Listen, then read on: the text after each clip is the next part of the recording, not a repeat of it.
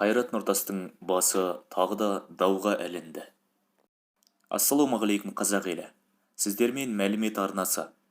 Видеоны бастамас бұрын арнаға жазылып, қолдау көрсетіп қойыңыз. Сіздің қолдауыңыз біз үшін әрдайым маңызды.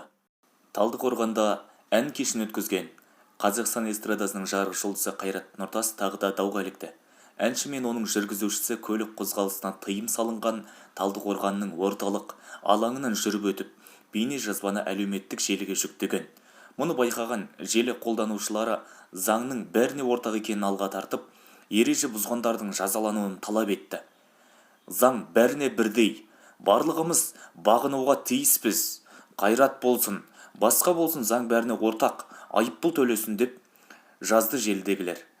Тәртіп сақшылары да өз кезегінде болған жағдайға қатысты мәлімдеме жасады.